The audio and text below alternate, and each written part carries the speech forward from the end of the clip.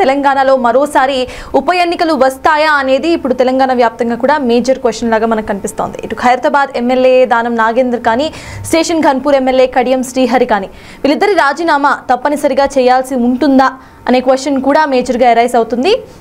At the same time speaker నోటీసులు, ఆయనతో భేటీలు అనంతరం ఆ పరిణామాలు ఏవైతే ఉన్నాయో ఇలా ఎన్నో చర్చలకు తెరపైకి తెస్తున్నాయి. మరింత గడువు కోసం ఇరువురు అడుగుతున్న బైపోల్స్ వస్తే మాత్రం ఎదుర్కొనేందుకు సిద్ధమే అంటున్నారు వీళ్ళిద్దరూ కూడా. ఈ పరిస్థితుల్లో అసలు రాబోయే రోజుల్లో ఏం జరగబోతోంది అనేది ఉత్కంఠ రేపుతోంది. రైట్, ఇక దీనిపై విశ్లేషణ చూద్దాం. సిఎస్ సార్, మేజర్గా ఇటు తెలంగాణలో అసలు మళ్ళీ బైపోల్ ఎలక్షన్స్ వస్తాయా అనేదే మేజర్ క్వశ్చన్ లాగా మనకు వినిపిస్తోంది. సో వీళ్ళిద్దరికి సంబంధించిన బైపోల్ ఎలక్షన్స్ మళ్ళీ ఉండే అవకాశం ఉందనుకోవాలా? What you think about it sir? ఇప్పుడు బీఆర్ఎస్ నుంచి పార్టీ ఫిరాయించినటువంటి ఎమ్మెల్యేలలో మీకు దానం నాగేందర్ అలాగే కడియం శ్రీహరి కేస్ స్టడీ వేరు, మిగతా వారి కేస్ స్టడీ వేరు. ఎందుకంటే మీకు యాంటీ డిఫెక్షన్ లాలో ఎప్పుడు డిస్క్వాలిఫై అవుతారంటే కొన్ని కండిషన్స్. ఒకటి, విప్ను ఉల్లంఘిస్తే డిస్క్వాలిఫై అవుతారు. ఇప్పటి వరకు విప్ను వీళ్ళు ఉల్లంఘించాల్సిన పరిస్థితి రాలే. రెండవది, voluntarily giving up the membership of the party. A party నుంచి అయితే గెలుస్తారో గెలిచిన పార్టీ బీఆర్ఎస్ సభ్యత్వాన్ని వదులుకున్నట్లు అవుతుందా అనేది ఇక్కడ ఇష్యూ. సమస్య ఏంటంటే ఇప్పుడు దానం నాగేందర్ కేసులో ఆయన కాంగ్రెస్ పార్టీ తరఫున బీఫామ్ తీసుకొని సికింద్రాబాద్ నుంచి ఎంపీగా పోటీ చేశాడు. అందుకే that is a clear violation the anti defection అవుతుంది. ఎందుకంటే ఒక పార్టీ తరఫున గెలిచి మరో పార్టీ తరఫున అభ్యర్థిగా పోటీ చేయడం అంటే తాను గెలిచిన పార్టీ సభ్యత్వాన్ని వదులుకున్నట్టే. Voluntarily giving up the membership కిందకు వస్తారు. ఎందుకంటే ఏకకాలంలో రెండు రాజకీయ పార్టీల్లో సభ్యుడిగా ఉండలేడు. బీఆర్ఎస్లో సభ్యుడిగా ఉంటూ కాంగ్రెస్ పార్టీ తరఫున అభ్యర్థిగా పోటీ చేయలేడు కనుక అందువల్ల దానం నాగేందర్ కేసు అందరు ఎమ్మెల్యేల కన్నా స్పష్టమైన కేసు. ఇది clear case of violation of anti defection law. అందువల్ల ఆయన రాజీనామా బహుశా చేయించి మిగతా వారిని కాపాడే రాజకీయ వ్యూహాన్ని కాంగ్రెస్ అనుసరిస్తున్నట్లుంది. ముఖ్యంగా జూబ్లీ హిల్స్లో గెలిచిన తర్వాత కాన్ఫిడెన్స్ కూడా వచ్చినట్టుంది. సో అందువల్ల ఈ కాన్ఫిడెన్స్ను ఉపయోగించుకొని ఖైరతాబాద్లో ఒక్క సీట్ అయితే ఏదో రకంగా గెలవగలమనే ఆలోచన కాంగ్రెస్ చేస్తున్నట్లుగా కనబడుతుంది. ఇక రెండవ కేస్ స్టడీ మీకు కడియం శ్రీహరి కూతురు కాంగ్రెస్ పార్టీ తరఫున పోటీ చేశారు కనుక ఆమె ప్రచారంలో ఆయన బహిరంగంగా పాల్గొనున్నాడు. సో అందువల్ల ఒక రాజకీయ పార్టీలో ఎమ్మెల్యేగా గెలిచి మరో రాజకీయ పార్టీ తరఫున ఎన్నికల ప్రచారం చేయడము voluntarily giving up the membership కిందికి వస్తుందా అనేది క్వశ్చన్. దానం నాగేందర్ దానంత సూటిగా స్పష్టంగా లేకపోయినా కడియం శ్రీహరి కేసులో కూడా కాస్త ప్రాబబిలిటీ అయితే ఉంది.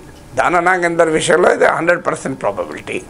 కడియం శ్రీహరి విషయంలో కూడా మిగతా ఎమ్మెల్యేలతో పోలిస్తే గ్రేటర్ ప్రాబబిలిటీ ఉంది. ఎందుకంటే ఆయన వేరే పార్టీ తరఫున ఎన్నికల క్యాంపెయిన్లో పాల్గొన్నాడు కనుక. సో రేపు అందువల్ల ఆయనది ఎలా డిఫెండ్ చేసుకుంటారనేది కష్టం. అందుకే ఈ వార్తలు వస్తున్నాయి. దానం నాగేందర్ కడియం శ్రీహర్లతో రాజీనామా చేయించి ఆ 2 సీట్లను గెలిపించుకుంటే ఇక మిగతా ఫిరాయింపు ఎమ్మెల్యేల విషయంలో బీఆర్ఎస్ కూడా అల్లరి చేయదు అని. ఎందుకంటే ఆల్రెడీ కాంగ్రెస్ అధికారంలోకి వచ్చాక జరిగిన 2 ఉప ఎన్నికలు మీకు సికింద్రాబాద్ కంటోన్మెంట్, జూబ్లీ హిల్స్లో 2 బీఆర్ఎస్ సీట్లు కాంగ్రెస్ గెలుచుకుంది.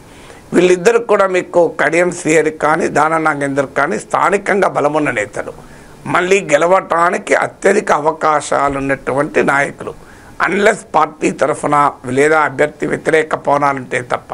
ఎందుకంటే మనం జూబ్లీ హిల్స్లో చూసాం, జూబ్లీ హిల్స్లో ఎన్నడూ గెలవని సీట్లో, ఎన్నడూ అంటే అట్లీస్ట్ గత 3 సందర్భాల్లో గెలవని సీట్లో కాంగ్రెస్ గెలిచింది. అది కూడా 25,000 మెజార్టీతో గెలిచింది. బీఆర్ఎస్ ఆరోపించవచ్చు, రకరకాల పద్ధతులు అనుసరించారు. ఏదైనా గెలవైనవే కదా. సో అందువల్ల రేపు జూబ్లీ హిల్స్ లాగా ఒక స్ట్రాటజీ వేసి 2 బలమైన స్థానిక అభ్యర్థులు కూడా గనక కడియం శ్రీహరి మీకు దానం నాగేందర్ని గెలిపించుకుంటే కాంగ్రెస్ పార్టీ ఒక పొలిటికల్ నరేటివ్లో గెలుస్తుంది. వాళ్ళు పార్టీ ఫిరాయించడం ప్రజల కోరిక మేరకే జరిగింది అనే పొలిటికల్ నరేటివ్. అందువల్ల దానం నాగేందర్ పాసిబిలిటీ ఉంటే కడియం శ్రీహరిని కూడా రాజీనామా చేయించి ఈ ఫిరాయింపుల రాజకీయ చాప్టర్లో తన పొలిటికల్ నెరేటివ్ గెలిపించుకోవాలన్నది కాంగ్రెస్ లక్ష్యంలాగా కనబడుతుంది. ఇక ఫిరాయించిన మిగతా ఎమ్మెల్యేలు మేము పార్టీ ఫిరాయించలేదు, ముఖ్యమంత్రితో అభివృద్ధి కొరకు కలిసాము అంటే ముఖ్యమంత్రిని కలవడము, కండువా వేసుకోవడము, ఇవి voluntarily giving up the membership of the party కిందికి రాదు అని వాళ్ళు వాదించుకోవటానికి అవకాశం వస్తుంది. అల్టిమేట్గా కోర్టు ఏం చెప్తుందో చూడాలి.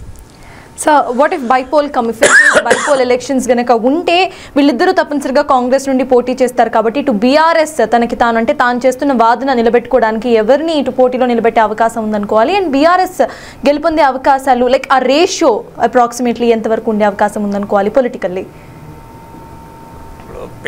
పెళ్లి చూపులు జరుగుతున్న సమయంలో పెళ్ళి అయి మీకు పిల్లలు పుడితే వాళ్ళకి ఏ పేర్లు పెడతారంటే నాలంటాడు ఏం చెప్పగలుగుతారండి. మీరు ఇప్పుడు బైపోలే రాలేదు, వాళ్ళు డిస్క్వాలిఫై కాలేదు, బైపోలే రాలేదు, ఎన్నికల నోటిఫికేషన్కు 6 నెలల అవకాశం ఉంటుంది. ఏది లేనప్పుడు బీఆర్ఎస్ అభ్యర్థులు ఎవరంటే నేను ఏం చెప్పగలను చెప్పండి. సో అది ప్రాక్టికల్గా ఇర్రెలవెంట్ క్వశ్చన్.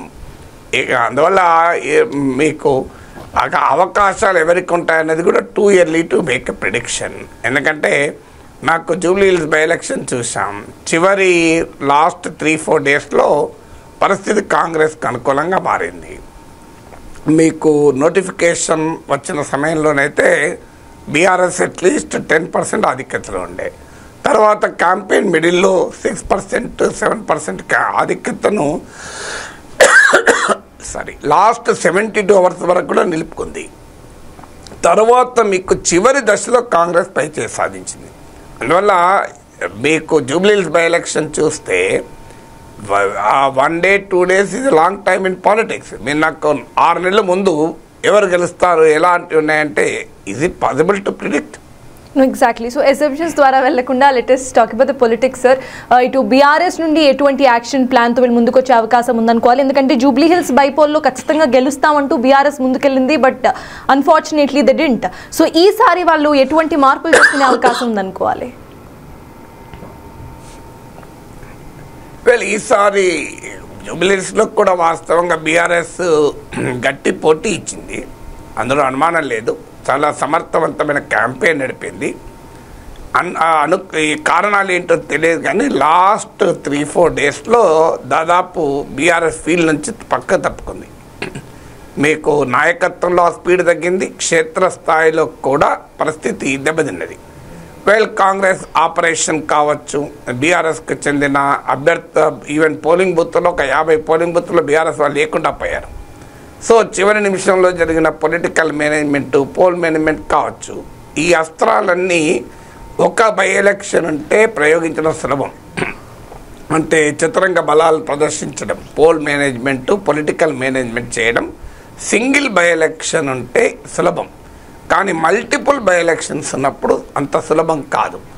అందువల్ల బీఆర్ఎస్ ఆశ ఏంటంటే ఒక్క జూబ్లీ హిల్స్ పైన అయితే కేంద్రీకరించి కాంగ్రెస్ చేయగలిగింది, కానీ ఇలా ప్రతి అసెంబ్లీ సెగ్మెంట్లో సాధ్యమవుతుందా అనేది క్వశ్చన్.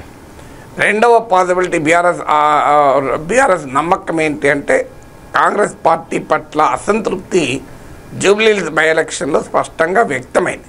ఈవెన్ కాంగ్రెస్ 25,000 మెజార్టీతో గెలిచింది కనుక అసంతృప్తి లేదు అని మనం కంక్లూషన్కి రాలేం. ఎందుకంటే మన గుర్తు 2019 అసెంబ్లీ ఎలక్షన్లకు ముందు ఆంధ్రప్రదేశ్లో నంద్యాలలో తెలుగుదేశం పార్టీ 20,000 మెజార్టీతో గెలిచింది. మళ్ళీ జనరల్ ఎలక్షన్స్కి వచ్చే వరకు టీడీపీ ఓడిపోయి 23 సీట్లకే పరిమితమైంది. మునుగోడులో బీఆర్ఎస్ 10,000 మెజార్టీతో గెలిచింది బై ఎలక్షన్లో. 2023 అసెంబ్లీ ఎలక్షన్స్ వచ్చి ఓడిపోయింది. అంటే ఈ 2 ఉదాహరణలు ఏం చెప్తున్నాయి? ఉప ఎన్నికల్లో అధికార పార్టీ గెలిచినంత మాత్రాన యాంటీ ఇన్కంబెన్సీ లేదు అనే కంక్లూషన్కి రాలేదు. అందులో జూబ్లీ హిల్స్ ఎన్నికల్లో బలంగా యాంటీ ఇన్కంబెన్సీ వ్యక్తమైంది. కాంగ్రెస్ ప్రభుత్వం పట్ల ఆ అసంతృప్తి స్పష్టంగా వ్యక్తమైంది. అందువల్ల బీఆర్ఎస్కు నమ్మకము, ఆశ ఏంటంటే ఈ తాము ఓడిపోయినా కూడా ఈ అసంతృప్తి అయితే స్పష్టంగా వ్యక్తమైంది కనుక ఇది తమకు అవకాశాన్ని ఇవ్వవచ్చు అని. మూడోది బీఆర్ఎస్ నమ్మకం ఏంటి అంటే బీజేపీ ఫీల్డ్లో లేకుండా పోయింది. ఇక జూబ్లీ హిల్స్లో ఒక మేజర్ డెవలప్మెంట్ ఏంటంటే కాంగ్రెస్ పార్టీ తన సిట్టింగ్ సీటు కోల్పోవడం బీఆర్ఎస్కు నష్టమే, కానీ అపోజిషన్ స్పేస్లో బీఆర్ఎస్ గెలవడం కూడా ఇక్కడ కీలకం. అంటే 2 లెవెల్లో జూబ్లీహిల్స్ పోటీ జరిగింది. ఒకటి అధికార పార్టీతో సీటు నిలబెట్టుకోవటానికి, రెండవది భారతీయ జనతా పార్టీతో ప్రతిపక్ష హోదా నిలబెట్టుకోవటానికి. సో మొదటి బ్యాటిల్లో బీఆర్ఎస్ ఓడిపోయింది, రెండవ బ్యాటిల్లో బీఆర్ఎస్ గెలిచింది. ఎందుకంటే బీజేపీ అడ్రస్ లేకుండా పోయింది. అందులో ఇప్పుడు రేపు ఖైరతాబాద్లో కూడా అది రిపీట్ అయి చేసే అవకాశం ఉంది. అంటే బీజేపీ ఫీల్డ్లో లేదు అనే బలమైన నెరేటివ్ వల్ల బీఆర్ఎస్కి లాభం ఏంటంటే యాంటీ ఇన్కంబెన్సీ ఓటు తన వెనకాల కన్సాలిడేట్ అయ్యటానికి అవకాశం వస్తుంది. ఇక గ్రామీణ ప్రాంతాలనైతే బీజేపీ అసలే లేదు కనుక, ఇక స్టేషన్ గన్పూర్ కూడా బై ఎలక్షన్ వస్తే ఆ ప్రాబ్లం కూడా లేదు. ఈ 3 ఫ్యాక్టర్స్ వల్ల బీఆర్ఎస్ ఈ ఉప ఎన్నికలు వస్తే ఆ రాజకీయంగా తమకు ప్రయోజనకరంగా ఉండవచ్చని ఆశించవచ్చు. 4వ పాసిబిలిటీ జూబ్లీహిల్స్లో కేసీఆర్ రంగంలో దిగలేదు. ఒకవేళ కేసీఆర్ కూడా మల్టిపుల్ బై ఎలక్షన్స్ వస్తే రంగంలో దిగే అవకాశం కూడా ఉంటుంది. ఎందుకంటే జూబ్లీహిల్స్లో మొదటి నుంచి బీఆర్ఎస్ది ఆధిక్యత ఉండే కనుక బహుశా గెలుస్తామనే ధీమా ఉండొచ్చు, ఒకే బై ఎలక్షన్ కళ అనుకునే ఉండొచ్చు. కానీ మల్టిపుల్ బై ఎలక్షన్స్ అది కూడా ఫిరాయింపులను ఎదుర్కొనే బై ఎలక్షన్స్, జూబ్లీహిల్స్ వేరు, మిగతా ఎన్నికలు వేరు. అందువల్ల కేసీఆర్ కూడా రంగంలో దిగితే తమకు అదనంగా కలిసి వస్తుందని బీఆర్ఎస్ అనుకోవచ్చు. కానీ బీఆర్ఎస్కు సవాల్ ఏంటంటే జూబ్లీహిల్స్లో ఓడిపోవడం, అది కూడా మార్జిన్ 25,000 ఓట్లతో ఓడిపోవడం. అందులో దాన నాగేందర్, కడియం శ్రీహరిలు ఏ పార్టీలో ఉన్నా స్థానికంగా బలమైన నేతలు, మీకు వారిద్దరికి కూడా అభ్యర్థులుగా బలమైన వర్త. మీకు జూబ్లీహిల్స్లో నవీన్ యాదవ్ స్ట్రెంత్తో పోలిస్తే దాన నాగేందర్కు, కడియం శ్రీహరికి స్థానికంగా ఎక్కువ బలం ఉన్నది. అందువల్ల వాళ్ళకున్న మన రాజకీయాల్లో పార్టీలు ఫిరాయించడాన్ని పెద్దగా నెగిటివ్గా తీసుకొని ప్రజలేం ఓడించడం లేదు. వాళ్ళను వీళ్ళ పార్టీ ఫిరాయించారు కదా అని చెప్పి శిక్షలు వేస్తున్నారా? ఎంతమంది పార్టీలు ఫిరాయించి కాదు బ్రహ్మాండంగా గెలవడం లేదు ఎన్నికల్లో. అందువల్ల అదొక ప్రధానమైన అంశం కానప్పుడు కడియం శ్రీహరి, దాన నాగేంద్రను బలమైన అభ్యర్థులు అవుతారు. సో అది ఎదుర్కోవాల్సి ఉంటుంది భారత రాష్ట్ర సమితి. సో వాళ్ళిద్దరూ అంటే బీఆర్ఎస్కి అవి సిట్టింగ్ సీట్లే కాదు, అభ్యర్థులకు కూడా సిట్టింగ్ సీట్లు, ఆ రకంగా కాంగ్రెస్ కూడా సిట్టింగ్ సీట్లే అవుతాయి. అందువల్ల గ్రేటర్ ఛాలెంజ్ అయితే బీఆర్ఎస్కి ఉంటుంది. అయితే హైడ్రాపై ఇప్పుడు మరోసారి తీవ్ర స్థాయిలో ఇటు తెలంగాణ హైకోర్టు సీరియస్ అయింది. ఆ విషయం మనందరికీ తెలిసిందే. కూల్చివేతలపై గతంలో అనుసరించాల్సిన పద్ధతులను చెప్పినా సరే వాటిని ఉల్లంఘించడంపై ఇప్పుడు ఆగ్రహం వ్యక్తం చేసింది కోర్టు. నోటీసులు ఇవ్వకుండానే కూల్చివేతలు ఏంటని నిలదీసింది కూడా. తీరు మార్చుకోకపోతే ఖచ్చితంగా కఠినంగా వ్యవహరించాల్సి ఉంటుందని హెచ్చరించింది హైకోర్టు. ఇదే సమయంలో హైకోర్టు ఇటు హైడ్రా చర్యలపై సంతోషాన్ని వ్యక్తం చేస్తున్నారు కొంతమంది కాలనీ వాసులు సైతం. పార్కుల భూములు, చెరువులను కబ్జాకారుల నుంచి వీళ్ళు కాపాడుతున్నారంటూ కూడా కొన్ని బ్యానర్స్ పట్టుకొని మద్దతు చేస్తున్నారు. ఆ విజువల్స్ ని సైతం మనం చూస్తున్నాము. Thank you Hydraa for clearing the choked nala at Maitrivaram అంటూ కూడా వాళ్ళు ర్యాలీ చేస్తున్న విజువల్స్ ని సైతం మనం చూస్తున్నాము. అయితే హైడ్రా వల్ల వీఆర్ సీయింగ్ పాజిటివ్స్ అండ్ కొన్ని నెగిటివ్స్ సైతం చూస్తున్నాం. దీనికి సంబంధించి will talk about it. So yes sir, it's about Hydraa. Recently ఇటు జూబ్లీ ఎలక్షన్స్, బైపోల్ ఎలక్షన్స్ టైంలో కూడా హైడ్రాని పెద్ద బూచ్లాగా చూపించింది బీఆర్ఎస్. దానివల్ల కూడా ఓట్ బ్యాంక్ సాధించే అవకాశం ఉందనుకుంది. And yes, everyone thought it is possible. But Hydraa అనేది ప్రెసెంట్ ఉన్న సొసైటీకి ఒక బూనా బానా అంటే మీరు ఏమంటారు sir? Is it profitable or not? అంటే హైడ్రా బోనా బేనా అన్నది కన్నా హైడ్రా పైన ఏ నరేటివ్ ప్రివేల్ అవుతుంది అన్నది పాలిటిక్స్లో ఇంపార్టెంట్. హైడ్రా మంచి చేసిందా చెడు చేసిందా అనే జడ్జిమెంట్ కన్నా కూడా హైడ్రా పట్ల ఏ నరేటివ్ ప్రివేల్ అవుతుంది అని. అంటే ప్రతిపక్షాలేమో హైడ్రా ఒక విలన్గా చూపెడుతున్నారు, అధికార పార్టీ ఏమో హైడ్రా ఒక హీరోగా చూపెడుతున్నారు. సో అందువల్ల ఏది ప్రివేల్ అవుతుంది అనేది రాజకీయాల్లో కీలకం. వాస్తవంగా ఏమి చేస్తున్నారు అన్నదానికన్నా ప్రజలు దాని గురించి ఏమని భావిస్తున్నారు అన్నది కీలకమవుతుంది. మీరు అన్నట్టు జూబ్లీహిల్స్ బై ఎలక్షన్లో బీఆర్ఎస్ ప్రచారాస్త్రాలలో కాంగ్రెస్ ప్రభుత్వం తన ప్రామిసెస్ను ఫుల్ఫిల్ చేయలేదు అన్నది ఒక ప్రధానాస్త్రంగా ముందుకొచ్చారు. కేసీఆర్ హయాంలోని హైదరాబాద్లో అభివృద్ధి జరిగింది అనేది రెండో అంశంగా చెప్పారు. మూడో అంశంగా బాగా ప్రముఖంగా చెప్పింది హైడ్రా. ఎందుకంటే హైడ్రా వల్ల పాపులర్ నరేటివ్ వ్యతిరేకంగా ఉందని బీఆర్ఎస్ నమ్మింది. కానీ ఆచరణలో జూబ్లీహిల్స్ రిజల్ట్ చూస్తే హైడ్రా అనేది పాపులర్ డిస్కోర్స్లో ఉంది తప్ప ప్రజల ఓటింగ్ బిహేవియర్ పైన ప్రభావం చూపినట్టుగా లేదు. సో బీఆర్ఎస్ ఎంత పెద్ద ఎత్తున కాబట్టి దీనికి కారణం ఏంటంటే హైడ్రా పట్ల మీకు పబ్లిక్ డొమైన్లో జరుగుతున్న డిస్కషన్ వేరు, అల్టిమేట్గా క్షేత్రస్థాయిలో ఎంతమంది హైడ్రాతో ఇంపాక్ట్ అవుతారు. నిజంగానే హైడ్రా పొరపాటున కూల్చారనుకోండి, ఆ కాలనీ వాళ్ళు, ఆ ఏరియా వాళ్ళు, నష్టపోయిన వాళ్ళు ప్రివేల్ అవుతారు. మొత్తం వేలాది మంది, లక్షలాది మంది ఓటర్ల పైన హైడ్రా ప్రభావం ఎంత మేరకు ఉంటుంది అనేది క్వశ్చన్. ఈవెన్ విచక్షణారహితంగా కూల్చిన కానీ హైకోర్టు పదే పదే హైడ్రాను విమర్శించడము, హైడ్రాను మందలించడం వల్ల కాస్త జనంలో మాత్రం హైడ్రా ఏదో తప్పు చేస్తుంది అనే భావన అయితే ఖచ్చితంగా కలిగింది. దానికి తోడు ఈ కూల్చడం అనేది విజువల్స్లో చూడడము, మా పేదల పైన పడతారా అనడము, మీరు పెద్దల గురించి మాట్లాడారు తప్ప పెద్దల జోలికి ఎందుకు పోరు అని, ఇప్పుడు ఓవైసీకి సంబంధించింది ఇతరత్ర వాటిని రైజ్ చేయడం ప్రతిపక్షాలు. అందువల్ల హైడ్రా పైన ఒక mixed narrative, mixed public opinion ప్రజల్లో ఉంది. ఖచ్చితంగా హైడ్రా తన పబ్లిక్ రిలేషన్స్ ఎక్సర్సైజ్ మార్చుకోవాలి. సో డెఫినెట్గా హైడ్రా ఇప్పటి వరకు పనిచేస్తున్న విధానం పైన ఒక పబ్లిక్ డిబేట్, ఎందుకంటే ఒక పబ్లిక్ పాలసీ సక్సెస్ కావటానికి పబ్లిక్ కమ్యూనికేషన్ కూడా చాలా కీలకం. మేము ఏకపక్షంగా చేస్తాము అంటే యాక్సెప్ట్ చేయరు. పార్కులు రెస్టోర్ చేయడము, బతుకమ్మ కుండ రెస్టోర్ చేయడము, అవన్నీ కనబడుతున్నా కూడా అల్టిమేట్గా నువ్వు ఏం చేస్తావు అన్నది కూడా కాదు, ఎలా చేస్తున్నావు అన్నది కూడా చాలా కీలకంగా మారిపోతుంది. అందువల్ల హైడ్రా పైన ప్రభుత్వం కూడా ఒక పొలిటికల్ మిషన్ లాగా దీన్ని మార్చాలి. ఇప్పుడు ఇది ఒక బ్యూరోక్రాటిక్ యాక్టివిటీ లాగా మారుస్తున్నారు. సో ఒక పబ్లిక్ పాలసీని బ్యూరోక్రాటిక్ మిషన్గా చేసినప్పుడు ఏమవుతుందంటే అది అధికారుల వ్యవహారంగా మారిపోతుంది. ఇది అధికారుల వ్యవహారంగా కాకుండా దీన్ని ఒక రాజకీయ మిషన్గా కనుక మార్చి ప్రజలతో అవుట్రీచ్ అయ్యి, సో ప్రజలకు నిరంతరం ప్రజల అవుట్రీచ్తో కనుక ఈ కార్యక్రమం చేసుకోగలిగితే రేవంత్ ప్రభుత్వం హైడ్రా ముప్పును తప్పించుకుంటుంది. లేకపోతే ఖచ్చితంగా హైడ్రా ఏదో ఒక సమయంలో నెగిటివ్ ప్రభావాన్ని కూడా చూపచ్చు. ఆ నెగిటివ్ ప్రభావం చూపడానికి హైడ్రా కరెక్ట్ చేసిందా తప్పు చేసిందా అంత సంబంధం లేదు. హైడ్రా పైన పొలిటికల్ నరేటివ్ ఏం బిల్డ్ అవుతుంది అని. అందువల్ల బ్యూరోక్రాటిక్ ఎక్సర్సైజ్గా కాకుండా దీన్ని ఒక పొలిటికల్ ఎక్సర్సైజ్గా చేసి ఒక పొలిటికల్ లీడర్షిప్ ఇచ్చి ప్రజలతో నిరంతరం అవుట్రీచ్లో ఉండి ప్రజలకు యాక్సెసిబుల్గా ఉండి ప్రజలతో కన్సల్టేషన్ ప్రాసెస్లో గనక ఈ ప్రక్రియ చేపడితే ఉపయోగం ఉంటుంది. దాంతోపాటు ప్రతిపక్షాలకు కావచ్చు, మీడియాలో కావచ్చు, ఇప్పుడు పెద్దవాళ్ళని ఏమీ అనడం లేదు అనే అంశం ఉంది. మీకు హైడ్రా పైన నాగార్జున ఎన్కన్వెన్షన్ పైన యాక్షన్తో ప్రజల్లో మంచి సానుకూలత వచ్చింది. సో కొంతమంది రాజకీయ నాయకుల ఫామ్ హౌస్ల మీద పడడంతో రాబిన్హుడ్ స్టైల్ ఇమేజ్ వచ్చింది. ఆ రాబిన్హుడ్ స్టైల్ ఇమేజ్తో పెద్ద ఎత్తున ఎక్స్పెక్టేషన్స్ కూడా పెరిగాయి. సో అందువల్ల హైడ్రా ఒక పబ్లిక్ రిలేషన్స్ ఎక్సర్సైజ్ చేయాలి. తర్వాత ఎప్పుడు కూడా ఒక క్లారిటీ ఉండాలి, పాలసీ క్లారిటీ.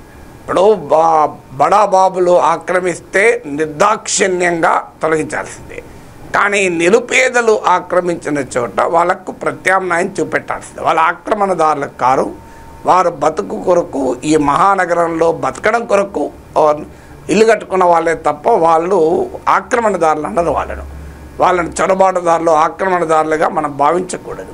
అలాగే మిడిల్ క్లాస్ ఉన్నారు. మిడిల్ క్లాస్ అయితే ఈ పరిగమాల వ్యవస్థలో, అవినీతి వ్యవస్థలో ప్రభుత్వ శాఖలే అనుమతులు ఇచ్చి వెంచర్లు లేఅవుట్లు వేస్తే వాళ్ళకి పవరు, వాటర్ అన్నీ ఇస్తే వాళ్ళు కొనుక్కున్నారు. వాళ్ళు మోసపోయిన వాళ్ళు, దే ఆర్ డిసీవ్ అయిన వాళ్ళు. సో వాళ్ళు బాధితులు తప్ప నిందితులకు కాదు.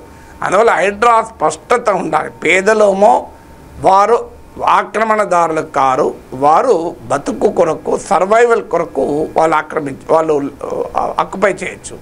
మిడిల్ క్లాస్ వాళ్ళేమో నిందితులు కారు, బాధితులు. ఇక నిందితులు ఎవరు? బడాబాబులు. సో ఈ క్లారిటీతో కనుక హైడ్రా పని చేస్తే డెఫినెట్గా సక్సెస్ అవుతుంది. ఐబొమ్మ నిర్వాహకుడు ఇమ్మంది రవి చేసింది అసలు మంచి పనా లేక చెడ్డ పనా? దీనిపై ఇప్పుడు 2 తెలుగు రాష్ట్రాల్లో కూడా ఒక పెద్ద ఎత్తున డిస్కషన్ సాగుతోంది. And that we all know about it. చట్టపరంగా ఇది తప్పని పోలీసులు చెప్పడమే కాదు, ఆయనపై కేసు సైతం నమోదు చేశారు. అయితే అనూహ్యంగా నెటిజన్స్ నుంచి మాత్రం రవికి ఒక ఫుల్ సపోర్టే కనిపిస్తోంది. సగటు ప్రేక్షకుడికి రవి చేసిన పనితో మేలు జరిగిందని అంటున్నారు వీళ్ళంతా కూడా. ఈ మొత్తం వ్యవహారంలో హైదరాబాద్ సిపి సజ్జనార్పై వ్యతిరేకత సైతం వస్తోంది. సిఎస్ దీనికి సంబంధించి అసలు పబ్లిక్ ఏమంటున్నారు, నిజంగానే వాళ్ళలో రవి మీద పాజిటివిటీ ఉందా, పాజిటివ్ కార్నర్ ఉందా? ఒకసారి బిగ్ టీవీ స్క్రీన్లో చూద్దాం.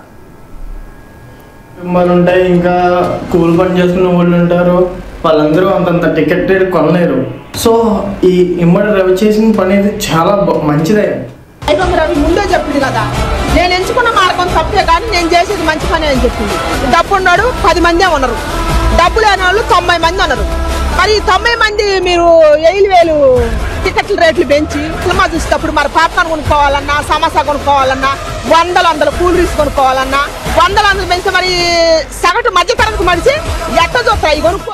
అంత ఖర్చు పెట్టి టికెట్ కొనలేక మూవీ చూడలేని వాళ్ళు కూడా ఇతని కారణంగా మూవీ చూడగలిగారు. ఇది కూడా ఆలోచించాలి కదా. ఇలాంటి టాలెంటెడ్ పీపుల్ని అరెస్ట్ చేసి జైల్లో కూర్చోబెడితే ఇంకో 10 సంవత్సరాలు కూడా అదే చెప్పుకుంటూ ఉంటాం, India is still developing country అని. And there is no change in that. Public నుండి రవికి ఒక పాజిటివ్ సపోర్ట్ అనేది కనిపిస్తోంది. బట్ ఇది ఒక చీటింగ్ అంటూ కూడా పోలీసులు చెప్తున్నారు. అసలు ఇది చీటింగా లేకపోతే ఆ పాజిటివిటీ పబ్లిక్ నుండి రావడానికి రీజన్స్ ఏంటి అనేది విల్ డిస్కస్ విత్ సుయస్ సార్. మనం చూస్తున్నాము, though it is cheating, public నుండి మాత్రం ఒక మ్యాసివ్ సపోర్ట్ రవికి కనిపిస్తోంది. ఒక రాబిన్ హుడ్ కైండ్లో ఇటు రవిని చూస్తున్నారు. ఎలా చూడాలి అండ్ ఆ రీజన్స్ అసలు ఎందుకు వీళ్ళంతా కూడా రవిని అంతా ఒక హీరో లాగా చూస్తున్నారు అనుకోవచ్చు మనం? ఇక్కడ రవి అన్నది ముఖ్యం కాదు, ఐబొమ్మ ముఖ్యం కాదు, పైరసీ అనేది లీగలా ఇల్లీగలా? సో ఇది fundamental question. So piracy is illegal, అనుమానమే లేదు కదా. ఇప్పుడు సినిమా కాస్ట్లీ అయింది కరెక్టే, అందువల్ల ప్రజల్లో ఆ రియాక్షన్ వస్తుంది. కానీ రేపు పైరసీ వల్ల సినిమాలు తీయలేరు కదా, అప్పుడు ప్రజల సినిమాలు ఉండవు కదా. ప్రజలకు సినిమాలు ఉంటే అవి కాస్ట్లీనా చీపా అనేది నెక్స్ట్ క్వశ్చన్. సినిమాలే లేకపోతే ఎట్లా? ఇప్పుడు మీరు 50 కోట్లు 100 కోట్లు ఖర్చు పెట్టి సినిమా తీశాక ఆ సినిమా మీద డబ్బులు రాకుంటే నెక్స్ట్ ప్రొడ్యూసర్స్ ఎవరు సినిమా తీయరు కదా.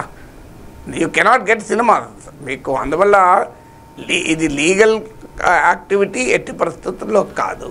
ఫండమెంటల్లీ అల్టిమేట్గా ప్రేక్షకులే నష్టపోతారు, ఎందుకంటే సినిమాలు అనేది సక్సెస్ కావు, సినిమాలే తీయరుగా ఎవరైనా.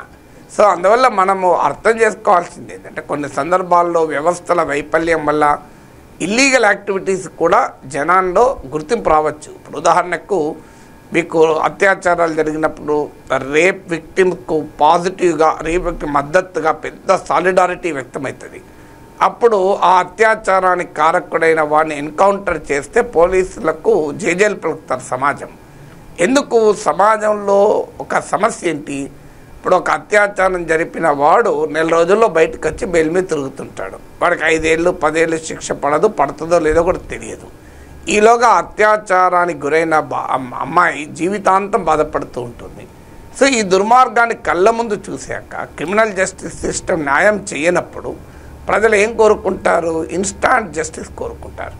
సో ఆ ఇన్స్టాంట్ జస్టిస్ కోరుకోవడం వల్ల ఎన్కౌంటర్ను పెద్ద ఎత్తున సమర్థిస్తారు. మీకు వరంగల్లో ఎన్కౌంటర్ జరిగినప్పుడు కావచ్చు, మీరు హైదరాబాద్లో దిశ ఎన్కౌంటర్ జరిగినప్పుడు కావచ్చు, ప్రజలు పోలీసులకు జైలు పలికారు. దానికి కారణం ఏంటి? మరి ఈ ఎన్కౌంటర్ లీగల్ కాదు కదా మనం అనొచ్చు. మరి లా ఉపయోగపడినప్పుడు ఏం చేయాలి? చట్టం న్యాయం చేయనప్పుడు ప్రజలు ఏ రకమైన న్యాయాన్ని కోరుకుంటారో దానికి ఇది ఒక ఉదాహరణ. ఈ కేసులో కూడా జరుగుతున్నది ఏంటంటే సినిమా ఇండస్ట్రీ తమ ప్రేక్షకులకు సంబంధం లేని కారణాలతో పెద్ద ఎత్తున సినిమా ప్రొడక్షన్ కాస్ట్ పెంచేస్తున్నారు. 100 కోట్లు 500 కోట్లు 1000 కోట్లు. ఇప్పుడు హైదరాబాద్ పక్కన తీయగలిగిన సినిమాను వెళ్ళి న్యూజిలాండ్లో తీస్తారు. దాంతో ఖర్చు తడిసి మోపడవుతుంది. తర్వాత హీరోల రెమ్యూనరేషన్ అయితే ఆకాశాన్ని అంటినాయి. సో దీనికి ప్రేక్షకులకు ఏమీ సంబంధం లేదు, కానీ భారం మాత్రం ప్రేక్షకులకు అవుతుంది. మళ్ళీ సినిమా బిగ్ బడ్జెట్ మూవీస్ అని చెప్పి వాళ్ళు టికెట్లు పెంచుకుంటున్నారు. ప్రభుత్వాలకు వెళ్తే ప్రభుత్వాలు వెంటనే టికెట్లు పెంచుకోవడానికి అనుమతిస్తున్నారు. ఇది ఒక నెక్సెస్, ప్రభుత్వము ఫిలిం ఇండస్ట్రీ నెక్సెస్. దీనికి అదనంగా మల్టీప్లెక్స్లు సింగిల్ స్క్రీన్లు తగ్గిపోతున్నాయి, చిన్న థియేటర్లు ఆగిపోతున్నాయి, అన్నీ పెద్ద మల్టీప్లెక్స్లు ఎమర్జ్ అవుతున్నాయి. ఈవెన్ స్మాలర్ టౌన్స్ కూడా మల్టీప్లెక్సెస్ పెనట్రేట్ అవుతున్నాయి. మల్టీప్లెక్సెస్లో మీకు పాప్కార్న్ తినాలన్నా వాచిపోతుంది, మీకు స్వీట్ కార్న్ తినాలన్నా వాచిపోతుంది, సమోసా తినాలన్నా వాచిపోతుంది. అడ్డగోలుగా రేట్లు వేస్తారు. ఈ దోపిడీ చూసిన తర్వాత ప్రేక్షకుడు ఏమనుకోవాలి? సో ఒక సినిమా ఇలా ఫ్యామిలీతో వెళ్ళి చూడాలంటే ఒక 1000 రూపాయలు మినిమం, 1000 ఫ్యామిలీ 1000 యొక్క 4 పిల్లలతో చూడాలంటే ఒక 2000 రూపాయలు ఖర్చు అవుతుంది. ఈ దేశంలో ఎంతమంది సగటున ఒక సినిమాకు 2000 ఖర్చు పెట్టగలుగుతారు, 1000 రూపాయలు ఖర్చు పెట్టగలుగుతారు? ఈ దేశంలో సినిమా చూసేవాళ్ళు చాలామంది పేదవాళ్ళు ఉంటారు. అసలు సినిమాను ఈ స్థాయిలో మాస్ ఫినామినన్ చేసింది సంపన్నుడు కాదు, మాస్ ఫినామినన్ చేసింది సామాన్యుడు. మీరు సామాన్యుడికి అందుబాటులో లేకుండా సినిమాను తీసుకెళ్ళారు. సో సామాన్యుడికి అందుబాటులో లేకుండా సినిమా తీసుకెళ్ళిన తర్వాత ప్రజలు ఇక రాబిన్హుడ్ ఫినామినన్ రాకపోతే ఏమవుతుంది? అందుకే మాకు సినిమా చూడలేని పరిస్థితి ఉంది కనుక మాకు పైరసీ మాకు లాభం జరుగుతుందని వాళ్ళు భావించడంలో అర్థం ఉంది.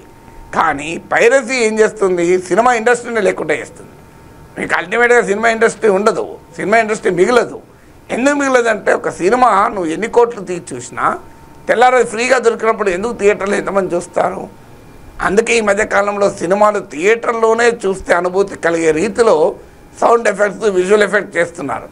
నువ్వు ఇంట్లో టీవీలో చూస్తే ఆనందం కలగదు, నీ ఇంట్లో అది సినిమాలో థియేటర్లో చూస్తేనే ఆ ఫీలింగ్ వస్తుంది. సో ఆ లెవెల్లో సినిమాలను తీస్తున్నారు కూడా టెక్నాలజికల్గా. బట్ ఏదైనా ఇదొక మీకు క్యాచ్ 22 సిచ్యువేషన్ అంటారు ఇంగ్లీష్లో. ఒకవైపు ఏమో పెరుగుతున్న ఫిలిం ఇండస్ట్రీ సినిమా ప్రొడక్షన్ కాస్ట్లు పెంచుకొని అది ప్రేక్షకులకు భారమై దూరం అవుతుంటే ప్రేక్షకులు భరించలేక చట్టవిరుద్ధమైన పైరసీ కూడా తమకు ప్రయోజనం కలిగిస్తుంది అని సంతోషపడడం. మరోవైపు ఏమో ఇదే పైరసీ రేపు సినిమానే లేకుండా చేస్తుంది. ఎందుకంటే no producer can produce a film. కాదు 1000 కోట్లు 500 కోట్లు పక్క పెట్టు, 10 కోట్లతో సినిమా తీసినా మీకు పైరసీ ఉంటే ఆ 10 కోట్లు కూడా రావు. మన సినిమా ఎలా తీస్తారు? సినిమా ఏడికెళ్ళి వస్తుంది? ప్రేక్షకులు ఆ లాంగ్ టర్మ్ ప్రాబ్లం. ఇప్పుడు మీకు ఎన్కౌంటర్లు అత్యాచారాలకు పాల్పడవని ఎన్కౌంటర్ చేయడం కూడా ఈ ప్రాబ్లం వస్తుంది. అత్యాచారం చేస్తారనుకొని అనుమానంతో ఎన్కౌంటర్ చేస్తాం, నిజంగా అత్యాచారం చెయ్యడు, వేరే వాళ్ళు చేస్తారు, వాడి మీద వేస్తారు. అది ఒక 4 నెలల రోజుల తర్వాత, 6 నెలల తర్వాత, 2 ఏళ్ళ తర్వాత, 5 ఏళ్ళ తర్వాత నిజం బయటపడింది అనుకోని ప్రాణాన్ని తీసుకురాలేం కదా. అందుకే చట్టవిరుద్ధమైన కార్యకలాపాలు కొన్నిసార్లు మనకు ఉపయోగం అనిపించినా కూడా దాన్ని అంగీకరించలేం కదా. ఇంకొకటి వినిపిస్తుంది సార్ మేజర్గా ఇటు ప్రజల నుండి ఓటీటీ ప్లాట్ఫామ్స్కు సంబంధించి. ఇన్ కేజ్ మూవీ టికెట్ అంత పెట్టి వెళ్ళలేను అని అన్నప్పుడు ఇటు రిలీజ్ అయిన తర్వాత అంటే థియేటర్స్ నుండి వెళ్ళిపోయినాక చూడొచ్చు అనేది ఒక వాదనగా వినిపిస్తోంది. But the multiple OTT sites and అన్నిటికీ కూడా డిఫరెంట్ రేట్స్ ఇక్కడ ఫిక్స్ చేసుకొని ఉన్నారు. సో ఇది కూడా పెద్ద ప్రాబ్లంగా ఇక్కడ మనకి పబ్లిక్ దగ్గర కనిపిస్తుంది. సో దానికి సంబంధించి అంటే ఈ ఓటీటీ రెగ్యులేషన్స్ కానివ్వండి, టికెట్ రెగ్యులేషన్స్ కానివ్వండి, గవర్నమెంట్ టేక్ ఓవర్ చేయాలి అంటారా? గవర్నమెంట్ టేక్ ఓవర్ చేస్తే ఏ పని కాదండి. ప్రతిదాన్ని గవర్నమెంట్ టేక్ ఓవర్ చేస్తే మన న్యూస్ ఛానల్స్ కూడా గవర్నమెంట్ టేక్ ఓవర్ చేయొచ్చు కదా. ఇప్పుడు ఇన్ని మల్టిపుల్ టీవీ ఛానల్ ఎందుకు? అన్ని ఛానళ్ళం కలిపి గవర్నమెంట్ అని నడుపుతూ అయిపోతుంది ఒక ఛానల్. సో మనకు గవర్నమెంట్ టేక్ ఓవర్ ఏం చేస్తారు? గవర్నమెంట్ అంటే ఎవరు చేయాలి? ఇప్పుడు గవర్నమెంట్ సినిమాలు తీస్తుందా? గవర్నమెంట్ ఓటీటీలు నడుపుతుందా? గవర్నమెంట్లు ఎలా పనిచేస్తే మనకు తెలియంది కాదు కదా. సో అందువల్ల గవర్నమెంట్ టేక్ ఓవర్ ఎప్పుడు సొల్యూషన్ కాదు. రెగ్యులేషన్ అంటే వాస్తవంగా ఓటీటీ వచ్చాక ప్రజలకు మేలే జరిగింది కదా. సో నీకు ఓటీటీలు ఏమీ వేలకు వేల భారం లేదు కదా. మీకు ఇవాళ రకరకాల ప్యాకేజెస్ కూడా వస్తున్నాయి. ఒక 5-6 ఓటీటీలు కలిపి మీకు ఇంటర్నెట్ ప్లస్ ఓటీటీ కన్వర్జెన్స్ కూడా అయిపోయింది. Convergence of technology. నువ్వు ఒకటే బొకేలో ఇంటర్నెట్ పొందొచ్చు, టీవీ ఛానల్ పొందొచ్చు. కంపారిటివ్లీ అది ఈవెన్ నీకు ఆ రకమైన అవకాశం కూడా వచ్చింది. అందువల్ల నీకు అన్ని ఓటీటీలు కావాలంటే మరి you have to pay for it కదా. మీకు అన్నీ ఉచితంగా మన ప్రజలకు కూడా అర్థం కావాల్సింది అంటే అన్ని ఉచితాలు ఎలా సాధ్యమవుతుంది? సో మీకు ఎంటర్టైన్మెంట్ కావాలి కానీ అది ఉచితం కావాలంటే ఎట్లా సాధ్యమవుతుంది? ఇప్పుడు ఒక ప్రొడక్షన్ చేయాలంటే ఎంత ఖర్చు అవుతుంది? మళ్ళీ అడ్వర్టైజ్మెంట్లు వస్తే కూడా అడ్వర్టైజ్మెంట్ రావద్దు, అది కూడా చిరాకు పడతారు. అడ్వర్టైజ్మెంట్ రావద్దు, మేము డబ్బులు కట్టాం కానీ మాకు కంటెంట్ కావాలి. ఏడికెళ్ళి వస్తుంది కంటెంట్? సో కంటెంట్ కావాలంటే డబ్బులు ఖర్చు అవుతుంది కదా. కంటెంట్ తీయాలంటే ప్రొడక్షన్కు ఏడికెళ్ళి వస్తుంది. కానీ ప్రజల ఆలోచన ఎట్లుంటుందంటే మాకు ఓటీటీకి సబ్స్క్రిప్షన్ ఫీ ఉండొద్దు, అడ్వర్టైజ్మెంట్ రావద్దు, మాకు ఫ్రీగా కనబడాలి అంటే ఎట్లా కనబడుతుంది? ప్రాక్టికల్గా సాధ్యం కాదు కనుక అందువల్ల ఎక్కడన్నా ప్రాఫిటీరింగ్ ఉండి లాభాపేక్షతో ప్రజలకు అందుబాటులో లేని కానీ రెగ్యులేషన్ ఉండాలి. కానీ ప్రతిదానికి రెగ్యులేషన్ అనే అవసరం లేదు. If you want a good content you have to pay for it. ఇలా ఇప్పుడు న్యూస్ ఛానల్స్ కూడా అన్నీ ఫ్రీ కానీ ఏం జరుగుతుంది న్యూస్ ఛానల్లో ఎంత గొప్ప కంటెంట్ మనకు తెలియదా? ఇలా రకరకాల ఇంట్లో, ఎందుకంటే ఒక న్యూస్ ఛానల్ నడవాలంటే 1.5 to 2 crores కావాలి. 2 crores పెట్టగలిగే వాళ్ళు ఎంత ఏ ఛానల్ పెట్టగలుగుతుంది? ఖచ్చితంగా నీకు అనేక రకాల ఇంట్రెస్ట్ లిమిట్ ఉంటాయి. ఏ ఇంట్రెస్ట్లు కావద్దంటే ప్రతి ఒక్కరు ఒక 10 రూపాయలు కట్టారనుకోండి మంత్కు, నీకు 20 లక్షల మంది 10 రూపాయలు కట్టినా 2 కోట్లు వస్తుంది, బ్రహ్మాండంగా ఇండిపెండెంట్ ఛానల్ వస్తుంది. కానీ ప్రజలు సిద్ధంగా ఉన్నారు ఆ 10 రూపాయలు కట్టడానికి. 10 రూపాయలు అంటే ఎంత లెక్క? హాఫ్ టీ కూడా ఇవాళ 34 రూపాయలు ఉంది. అందుకే ప్రజలకు కూడా అర్థం చేసుకోవాల్సిందంటే everything cannot be free. So మీకు ఒక గుడ్ కంటెంట్ రావాలి అంటే డెఫినెట్గా you to pay for it కదా.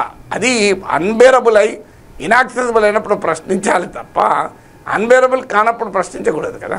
మావోయిస్టులకు ఇప్పుడు దెబ్బ మీద దెబ్బ తగులుతోంది. లేటెస్ట్గా 3 రాష్ట్ర కమిటీ సభ్యులు ఆజాద్, రమేష్, ఇక సోమ్దాతో సహా మొత్తం 37 మంది ఇప్పటి వరకు లొంగిపోయారు.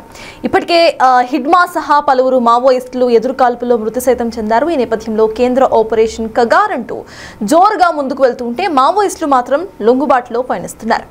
అసలు నక్సల్ బరితో మొదలైన ఈ నక్సల్స్ ప్రస్థానం ఉవ్వెత్తున ఎగిసి ఇప్పుడు ఇలా అంతమయ్యే స్థితికి చేరుకోవడానికి ఆ కారణాలేంటో ఇప్పుడు డిస్కస్ చేద్దాం. సార్, మావోయిజం, నక్సలిజం అంటే ఒకప్పుడు మేబీ కొన్ని ఇయర్స్ ముందు, కొన్ని దశాబ్దాల ముందు హీరోస్లా చూసేవాళ్ళు. అండ్ ఇప్పుడు చిన్నగా వీళ్ళంతా కూడా లొంగిపోతున్నారు. మేజర్గా వాళ్ళు లొంగిపోవడానికి కూడా ఇష్టపడరు. ఇప్పుడు ఎక్కువ మంది లొంగిపోవడం మనం ఎలా చూడాలంటారు? ఈ మావోయిజం, నక్సలిజం ఒక ఎండ్కి వచ్చేస్తుంది అనుకోవచ్చా మనం? ఎందుకు వస్తుందా రాదా అనేది స్పెక్యులేషన్. కానీ మనకు అర్థం కావాల్సింది ఏంటంటే, ఎక్కడ మీకు మావోయిస్టులు చేసిన పొరపాటు ఏంటంటే, తమ బలమెంత, రాజ్యం బలమెంత అనేది అంచనా వేయడంలో పూర్తిగా విఫలమయ్యారు. పూర్తిగా బలహీనపడ్డ తర్వాత ఇప్పుడు మేము చర్చలకు సిద్ధము, ఆయుధాలు వదిలేయటానికి సిద్ధము అని మొదలుపెట్టారు. దానివల్ల ఏంటి ప్రయోజనం? బ్యాటిల్ ఫీల్డ్లో రాజ్యానికి ఆధిక్యత వచ్చిన తర్వాత వారు ఎందుకని ఒప్పుకుంటారు? అల్టిమేట్గా ఇదొక వార్. ఈ వార్లో పైచేయి సాధించిన వాడు ఎప్పుడు వినడు. ఇప్పుడు రష్యా పైచేయి సాధించింది, ఇంటాందా? ఉక్రెయిన్ రష్యా చెప్పినట్టు వినమని ట్రంప్ కూడా ఒత్తిడి చేస్తున్నాడు. అందువల్ల బలాబలాలను అంచనా వేయడంలో మావోయిస్టులు దెబ్బతిన్నారు. డేమని నేను చాలా రోజులు చెప్తాను, రాజ్యం ఒకప్పటి రాజ్యం కాదు, ఇలా ఆధునిక రాజ్యం. మావోయిస్టుల కన్నా బలంగా ఉన్న ఎల్టీటీ వాళ్ళే భారతదేశ రాజ్యం కన్నా, ఇండియన్ స్టేట్ కన్నా వీక్ ఉన్న శ్రీలంక స్టేట్ చేతిలో చావు దెబ్బతిన్నారు. నేపాల్ మావోయిస్టులు చాలా బలంగా ఉండే ఇండియన్ మావోయిస్టుల కన్నా. నేపాల్ స్టేట్ ఇండియన్ స్టేట్ కన్నా బలహీనము, కానీ నేపాల్ మావోయిస్టులు కూడా ఆయుధాలు వదిలేశారు. అందువల్ల ఇండియన్ మావోయిస్టు స్టేట్ను అంచనా వేయడంలో, స్టేట్ బలం ఎంత, తమ బలం ఎంత అని అంచనా వేయడంలో ఫెయిల్ అయ్యారు. రెండవది, ఎప్పుడు కూడా లెనిన్ ఒక మాట అంటాడు, ప్రజల్లో ఉండేటువంటి చైతన్యానికి అనుగుణంగా పోరాట రూపాలు ఉండాలి, నినాదాలు ఉండాలి అని. ప్రజల్లో విప్లవ చైతన్యం లేకుండా విప్లవ నినాదాలు ఇవ్వడం అనేది పరిష్కారం కాదు అని చెప్తారు. సో మావోయిస్టులు చేసిన రెండవ మిస్టేక్ ఏంటంటే, ఒక విస్తృతమైన భారతీయ సమాజంలో ఉన్న చైతన్య స్థాయికి వారు ఇచ్చినటువంటి నినాదాలు, సాయుధ పోరాట పంతాకు ఎక్కడా పొంతం లేదు. ఏదన్నా లోతట్టు ప్రాంతాల్లో, ఆదివాసీ ప్రాంతాల్లో దుర్భరమైన పరిస్థితులు ఉన్న చోట వాళ్ళ ఆయుధాలతో పోరాటం చేస్తే సింపతి రావచ్చేమో, కానీ ఇంతటి విస్తృతమైన దేశంలో, ఇంత అర్బన్ ఎకానమీలో, ఇంత అభివృద్ధి అయిన సొసైటీలో ప్రజలు ఆయుధాలు పట్టుకొని తిరగబడతారా?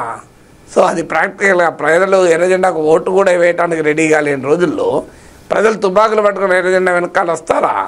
సో అది రెండవది. మూడవది, విస్తృతమైన ప్రజా సమీకరణ లేకుండా. ఇప్పుడు చరిత్రను ప్రజలు సృష్టిస్తారంటాడు మార్క్స్. మేం చర్చిస్తామని మావోయిస్టులు మొదలుపెట్టారు. చరిత్రను తుపాకులు పట్టుకున్న మావోయిస్టులు సృష్టించారు, ప్రజలు సృష్టించాలి. కానీ ప్రజా పునాది లేకుండా పోతూ వచ్చింది. విస్తృతమైన ప్రజా భాగస్వామ్యం లేకుండా, బలమైనటువంటి దేశవ్యాప్త ప్రజా ఉద్యమాలు లేకుండా, కొన్ని ప్రాంతాలకు, కొన్ని సెక్షన్లకు మాత్రమే పరిమితమైన ఉద్యమంతో బలమైన రాజ్యాన్ని ఎదుర్కోవడం అనేది సాధ్యం కాదు. అది మూడవ సమస్య. నాలుగవది, సమాజంలో వస్తున్న మార్పుల్ని అర్థం చేసుకోలేకపోయారు. మీకు పోస్ట్ లిబరలైజేషన్ సోషాలజీ మారిపోయింది. ఒకప్పటిలాగా దోపిడీ లేదు, ఒకప్పటిలాగా దుర్భర అణచివేత, దమనకాండ లేదు. జల్ జంగల్ జమీన్ అనే దానికి రిలవెన్స్ లేదు నేను అంటలేను. కానీ నక్సల్బరీ మొదలైనప్పుడు లేట్ 60s ఉన్న భూస్వామ్యం ఉందా ఇప్పుడు? సో ఆధునిక పెట్టుబడిదారి సమాజం వచ్చింది, ప్రపంచం చాలా మార్పులు వచ్చింది. అందువల్ల ఆ మార్పులు సమాజంలో వచ్చిన ఎకానమిజం, కన్జ్యూమరిజం, మతం ప్రభావము, ఇలా కులం ప్రభావము, ఇలా అనేక రకంగా ప్రజల సామాజిక ఆలోచన స్థితిలో వచ్చిన మార్పులు మావోయిస్టులు పూర్తిగా అంచనా వేయలేకపోయారు.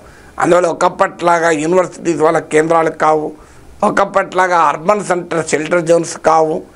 సో కమ్యూనికేషన్ టెక్నాలజీ, ట్రాన్స్పోర్టేషన్ పెరగడం వల్ల ఎంత ఇంటీరియర్ ఏరియాస్లో ఉన్నా ప్రభుత్వాలు పట్టుకోగలుగుతాయి. శాటిలైట్ కమ్యూనికేషన్స్, ఒకప్పుడు టవర్లు ఉండే, టెలిఫోన్ టవర్స్, పోలీసుల తమ కదలికలు తెలియకుండా ఉండేందుకు టెలిఫోన్ టవర్స్ను మావోయిస్ట్ నక్సలైట్లు పేల్చేవారు. కానీ ఇప్పుడు ఉపగ్రహాలతో సర్వేలెన్స్ ఉన్నప్పుడు ఈ ఉపగ్రహాన్ని నక్సలైట్లు పేల్చలేరు కదా, శాటిలైట్ సర్వేలెన్స్కి వచ్చేసింది. సో కమ్యూనికేషన్ టెక్నాలజీ, సర్వేలెన్స్ టెక్నాలజీలో వచ్చిన మార్పు అమెరికాలో కూర్చొని ఆదిలాబాద్ కొండల్లో ఏం జరుగుతుందో చేయొచ్చు ఇవాళ. సో ఇంత మోడర్న్ టెక్నాలజీ వచ్చాక తాము ఎంతటి ఇనాక్సెసిబుల్ ఏరియాస్లో ఉన్న రాజ్యం పట్టుకోగలుగుతుంది. అందువల్ల ఈ మారిన సమాజాన్ని అర్థం చేసుకోవడంలో మావోయిస్టుల వైఫల్యమే ఈ పరిస్థితికి కారణము. ఇది ఒక ఇంట్రెస్టింగ్ టాపిక్ అనుకోవాలి, ఎందుకంటే 9 hours per day వర్క్ చేయాలి అనేది ఈ దేశంలో రావాలా అనేది పెద్ద క్వశ్చన్. 996 వర్క్ కల్చర్ దేశంలో రావాలా? అసలు ఉదయం 9 గంటల నుంచి 9 గంటల వరకు వారంలో 6 రోజులు పనిచేయాలా అంటే 12 hours a day straight. ఈ విషయంలో కార్పొరేట్ దిగ్గజం నారాయణమూర్తి చేసిన కమెంట్స్ వైరల్గా మారాయి. ఇంకా చెప్పాలంటే ఓ సంస్థ ఉద్యోగి తన భార్య డెలివరీ కోసం హాస్పిటల్కి వెళ్ళక అక్కడి నుంచి కూడా పనిచేయమని బాస్ అడిగేంత వరకు పరిస్థితి వచ్చిందంటే వర్క్ కల్చర్ ఎంత టాక్సిక్గా మారుతుందో అర్థం చేసుకోవచ్చు. సో దీని గురించి డిస్కస్ చేద్దాం. సార్, 996 వర్క్ కల్చర్ రావాల్సిన అవసరం ఉంది భారత్లో అంటూ కూడా అప్పుడు నారాయణమూర్తి చేసినప్పటి నుండి, కామెంట్ చేసినప్పటి నుండి కొంతమంది ఆయనకి ఎస్ అని చెప్పిన వాళ్ళు ఉన్నారు, and no it is toxic అని చెప్పిన వాళ్ళు కూడా ఉన్నారు. ఈ వర్క్ కల్చర్ టాక్సిసిటీని ఎలా చూస్తారు? అండ్ 996 వర్క్ కల్చర్ ఇక్కడ ఇండియాలో అసలు వర్కౌట్ అవుతుందా? అంటే నారాయణమూర్తి లాగా కంపెనీలో కనుక ప్రాఫిట్స్ కూడా షేర్ చేస్తే వర్కౌట్ అవుతుంది. నారాయణమూర్తి 996 10-7 కూడా పనిచేస్తాడు. సో ప్రాబ్లం ఏంటి? ఎందుకంటే ఆయనకు తన కంపెనీలో వచ్చేటువంటి కోట్లాది లాభాల్లో వాటా ఉంటుంది కదా. మరి ఉద్యోగులకు మీ లాభాల్లో వాటా ఇవ్వండి, వాళ్ళు కూడా యజమానుల్లాగా 996 పనిచేస్తారు. సో యజమానులకేమో కోట్ల లాభాలకు కావాలి, కానీ ఉద్యోగులు మాత్రం యజమానులాగా పనిచేయాలండి. ఎట్లా పనిచేస్తారు? యజమానే వర్కరే కదా, వర్కర్ సాలరీకి పనిచేస్తున్నాడు, యజమాని ప్రాఫిట్ కొరకు పనిచేస్తున్నాడు. సో ఆ తేడా గుర్తించకుండా చేయాలంటే ఎట్లా కరెక్ట్ అవుతుంది? రెండవది, మనకు ప్రొడక్టివిటీ అంటే నెంబర్ ఆఫ్ అవర్స్ ఏనా? ప్రొడక్టివిటీని quantitative terms, number of hours, ఎన్ని మీటింగ్లు అటెండ్ అయ్యావు, ఎన్ని గంటలు ల్యాప్టాప్ ఆన్లో పెట్టావు, ఎన్ని జీమెయిల్స్ ఇచ్చావు, ఎన్ని వాట్సాప్లో మెసేజ్లు ఇచ్చావు, ఇదా ప్రొడక్టివిటీ అంటే? ప్రొడక్టివిటీ అంటే క్వాలిటీ ఆఫ్ ద వర్క్ ఉండాలి. నీకు 8 గంటలు పని చేస్తే ఒక గివెన్ అమౌంట్ ఆఫ్ వర్క్ అయితే 12 hours పని చేస్తే కూడా గివెన్ అమౌంట్ ఆఫ్ వర్క్ అవుతుందా? మీకు ఇది క్షేత్రగణిత మెన్సురేషన్ కాదు కదా, ఇది దిస్ ఎ లైఫ్ కదా. మీకు అదెవరో ఒక సైంటిస్ట్ గురించి జోక్ ఉంది. 2 రాడ్స్ ఉన్నాయి, ఒక కార్డ్బోర్డ్ ఉంది, ఒక రాడ్ పోవటానికి ఒక హోల్ చేశారు. 2 రాడ్లు పోవటానికి ఎన్ని హోల్స్ కావాలి అంటే తెలివిలేనోడు 2 హోల్స్ కావాలన్నాడట. తెలివి ఉన్నాడు ఏమంటాడు, ఒక్కో హోల్లోకి వెళ్ళి కూడా 2 పోతాయి కదా అంటాడు. సో ఇప్పుడు ఈ తేడా ఎట్లుందంటే 2 రాట్లకు 2 హోల్స్ కావాలన్నట్లుంది. ప్రొడక్టివిటీ అంటే ఇదా లెక్కలేయడం. ప్రొడక్టివిటీ అనేది how much quality of work your done, output కాదు, అవుట్కమ్ ముఖ్యం కదా. ఇప్పుడు ఈ నారాయణమూర్తి చెప్తున్నది అవుట్పుట్, మరి అవుట్కమ్తో సంబంధం లేదా? సో 8 గంటలు, ఇప్పుడు 996 అంటే ఏంటిది? 9 AM to 9 PM. So 12 hours పనిచేయాలి అంటే ఇంటికి వచ్చారు 10ంటికి రావాలి అంటే 9 hours, 9 AM to 9 PM for 6 days. అంటే ఒక సండే ఒక్కరోజే హాలిడే ఉంటుంది. అంటే 12 into 6 72 hours పనిచేయాలని. ఆ సండే కూడా ఎల్ఎన్టీ వాడు వచ్చి తీసుకెళ్ళిపోతాడు. ఎల్ఎన్టీ చీఫ్ అన్నాడు కదా, సండే రోజు నీ భార్య ముఖం చూసుకుంటూ బోరు కొట్టదా, నీ భర్త ముఖం చూసుకుంటూ చూస్తే బోరు కొట్టదా అన్నాడు. ఆయనకు బోరు కొడుతుంది కావచ్చు, అందరికి ఎందుకు బోరు కొడుతుంది? సో ఆయనకేమన్నా భార్యతో పంచాయతీ ఉండొచ్చు, మనకు తెలియదు కదా. ఎల్ఎన్టీ చీఫ్కు భార్యకు పడదేమో, అందువల్ల ఆయన భార్యను చూస్తే బోరు కొడితే కావచ్చు. అందరికి అట్లా కాదు కదా. నాకు నా భార్యను చూస్తే ఎక్కలేనిది స్ఫూర్తి రావచ్చు, ఉపశమనం. చాలామందికి భర్తలకు రోజంతా పనిచేసి వచ్చాక భార్యతో కూర్చొని ఒక హాఫ్ అన్ అవర్ కాఫీ తాగితే it works as a very big relief. So అది అర్థం కావాలి కదా. ఒక కూతురు వచ్చి నాన్న అనుకుంటూ ఒడిలోకి వస్తే it gives very big relief కదా. సో ఏమంటే నారాయణమూర్తి వర్క్ లైఫ్ బ్యాలెన్స్ కాదు, మొదలు లైఫ్ ఉండాలి కదా అంటాడు. కానీ వర్క్ లైఫ్ బ్యాలెన్స్లో లైఫ్ ఉండడం ముఖ్యమే. అసలు లైఫ్ని చంపేసే రీతిలో వర్క్ ఉంటుందంటే ఎట్లా? అప్పుడు చూడండి, ఆ మేనేజర్కు ఆ ఉద్యోగికి ఉన్న కన్వర్జేషన్ రెడిట్లో పోస్ట్ చేశారు. ఏంటి ఆ కన్వర్జేషన్? భార్య డెలివరీకి, కొడుకు పుడుతున్నాడు, ఒక అద్భుతమైన అనుభూతి ఉండే సమయము. ఆ సమయంలో ఏ భార్యన కోరుకునేది, ఎందుకంటే పిల్లలకు జన్మ ఇవ్వడం, చైల్డ్ బర్త్ ఇది రీబర్త్, ఒక మహిళ జీవితంలో పునర్జన్మ. సో అట్లాంటి ఒక సంక్లిష్టమైన సమయంలో తన భర్త పక్కన ఉండడం అనేది ఎంత కీలకము. సో ఇక మేనేజర్కి ఏమర్థమవుతుంది అంటే, యంత్రాలకు కావు కదా, మనుషులు బాట్లు రోబోట్లు కాదు, మిషన్లు కాదు. సో ఆ అనుభూతి మళ్ళీ జీవితంలో రాదు. నా కొడుకు పుట్టినప్పుడు మొదటి చైల్డ్, నా కూతురు రెండవ చైల్డ్. నాకు కొడుకు పుట్టినప్పుడు, కూతురు పుట్టినప్పుడు ఆ అనుభూతి పొందినవాడిగా చెప్తున్నాను. ఆ సమయంలో భార్య పక్కన భర్త ఉండాలి ఖచ్చితంగా, ప్రపంచం మునిగినా ఉండాలి. మీకు అమెరికా లాంటి దేశంలోనైతే హాస్పిటల్లో తండ్రిని షెట్టిడు అని చెప్పి బిడ్డను ఎత్తుకోమంటారు. ఎందుకంటే నీకు ఆ గుండెలకు తగలాలి అని, తగిలినప్పుడు నీకు ఆ అనుభూతి తెలుస్తుంది అని. సో ఈ అనుభూతి, మానవ సంబంధాలు లేని యాంత్రిక సంబంధాలతో జీవితాన్ని డబ్బుతోనే కొలిచేటువంటి సంస్కృతి, కార్పొరేట్ సంస్కృతి అద్దులు దాటిపోతున్నది కదా. భార్య డెలివరీకి ఉంటే మీ అమ్మ నాన్న చూసుకోరా, నువ్వు వెళ్ళకపోయినా డెలివరీ అవుతారు కదా, నువ్వు హాస్పిటల్ నుంచి పనిచేయచ్చు కదా అంటే భార్య భయంకరమైన లేబర్ పెయిన్స్ అనుభవిస్తూ ల్యాప్టాప్లో కొట్టుకోవాలన్నా? ఏం అరాచకత్వం ఇది. ఇప్పుడు మొన్న 2 రోజుల క్రితం ఇంకోటి జరిగింది. అంకుల్ చనిపోయాడు, వాళ్ళ పెద్దనాన్న చనిపోయాడు. నన్ను మా పెద్దనాన్నే పెంచాడు, ఆయన చేతుల మీద పెరిగాను, ఆయన నాకు తండ్రి తర్వాత తండ్రి అంతవాడు, నాకు 2 రోజులు లీవ్ ఇవ్వండి అంటే మీటింగ్ అటెండ్ అయిపోవు అంటే. కుటుంబంలో ఇంట్లో తన సొంత అంకుల్ చనిపోతే ఆ డెడ్ బాడీ ఉండగా ల్యాప్టాప్ పట్టుకొని మీటింగ్ అటెండ్ కమ్మట్టాడు. ఇంకా నయం చనిపోయిన అటెండ్ కమ్మని చెప్పలే. సో ఏం అరాచకత్వం ఇది. సో దీని ప్రొడక్టివిటీ అని చెప్పి, దీనివల్ల ఎకానమిక్ గ్రోత్ వస్తుందని చెప్పి ఒక థియరీ చెప్పడంలో అర్థం ఉందా? అంటే జీవితం అనేది కేవలం డబ్బే కాదు, డబ్బు జీవితానికి అవసరము. జీవితానికి డబ్బు అవసరం, కానీ డబ్బు కొరకు జీవించము. అందువల్ల మానవ సంబంధాలు ప్రొడక్టివిటీ పెరగాల్సిందే, స్కిల్ పెరగాల్సిందే, క్వాలిటీ ఆఫ్ వర్క్ నైపుణ్యం పెరగాల్సిందే, ఎఫిషియన్సీ పెరగాల్సిందే. కానీ దట్ డజంట్ మీన్ జీవితాన్ని మనిషి సంపాదించే దేని కొరకు, మనిషి ఉద్యోగం చేసే దేని కొరకు జీవించడానికి కదా. ఇక జీవితం లేనప్పుడు అవన్నీ ఎందుకు అనే క్వశ్చన్ వస్తుంది కదా. మాజీ ఉపరాష్ట్రపతి జగదీప్ ధన్కడ్ కొన్ని కీలక కమెంట్స్ చేశారు. చాలా రోజుల తర్వాత వైస్ ప్రెసిడెంట్ పదవి నుంచి అనూహ్యంగా వైదొలిగిన ఆయన తొలిసారిగా ఒక మీటింగ్ లో కొన్ని హాట్ కమెంట్స్ చేశారు. ఇవాల్టి రోజుల్లో చాలా మంది చక్రవ్యూహంలో చిక్కుకుపోతున్నారని అన్నారు ఆయన. ఇక విలువలకు చాలా దూరంగా జరుగుతున్నారని చెప్పుకొచ్చారు. పరిస్థితులు ఎలా ఉన్నా కర్తవ్యాన్ని మాత్రం నిర్వహించాల్సిన అవసరం ఉందని అన్నారు. తన పదవీ కాలం ఇలాగే వ్యవహరించారని చెప్పుకొచ్చారు ధన్కడ్. అసలు ధన్కడ్ ఏమన్నారో ఇప్పుడు చూద్దాం. Morality, इंटेलेक्ट एंड स्पिरिचुअलिटी से कुछ लोग दूर हटते जा रहे हैं. मैं फ्लाइट पकड़ने की चिंता से अपने कर्तव्य को नहीं छोड़ सकता. And friends, my recent past is proof of it. आज ऐसा जमाना आ गया, morality, intellect and spirituality. Yes, Dhankhar చేసిన ఈ హాట్ కమెంట్స్ కు సంబంధించి will discuss about it. So yes sir, చాలా రోజుల తర్వాత హీ కేమ్ అవుట్ అండ్ మాట్లాడారు. అది కూడా మొరాలిటీ మిస్ అవుతుంది అండ్ వాల్యూస్ నుండి దూరంగా వెళ్ళిపోతున్నారు అంటూ కూడా ఆయన వ్యాఖ్యానించారు. అంటే ఇన్ని రోజుల తర్వాత బయటకు వచ్చి ఈ వ్యాఖ్యలు చేయడాన్ని ఎలా చూడాలంటారు? భారత పార్లమెంటరీ హిస్టరీలో మొరాలిటీకి వాల్యూస్ పాత్ర వేసిన ఎవరైనా ఉన్నారంటే జగదీప్ ధన్కడ్ అందులో మొదటి వ్యక్తి. పార్లమెంటరీ సాంప్రదాయాల్ని నాశనం చేసి రాజ్యసభను నడిపిన తీరు హైలీ అబ్జెక్షనబుల్. వ్యక్తి ఎంపీలను వ్యక్తిగతంగా అవమానించడము, అసలు ప్రతిపక్ష సభ్యులు మాట్లాడకుండా చేయడము, అధికార పార్టీకి ఒడిగం చేసే స్థాయిలో సభాపతి స్థానాన్ని దుర్వినియోగం చేయడము, న్యాయ వ్యవస్థపై దాడి చేస్తూ అసలు భారత రాజ్యాంగ బేసిక్ స్ట్రక్చర్ని ఆక్షేపించడము, ఆయన చేయని పని అంటూ ఏదీ లేదు. ఇప్పుడైనా వాల్యూస్ గురించి మొరాలిటీ గురించి మాట్లాడుతున్నాడు.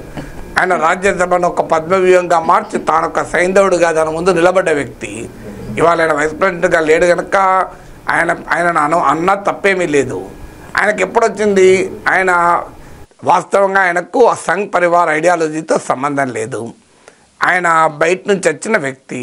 కొన్ని కారణాల రీత్యా రైతుల ఉద్యమ నేపథ్యంలో జాట్ నేపథ్యం ఉన్న జగదీప్ ధంకర్ను వైస్ ప్రెసిడెంట్ చేశారు.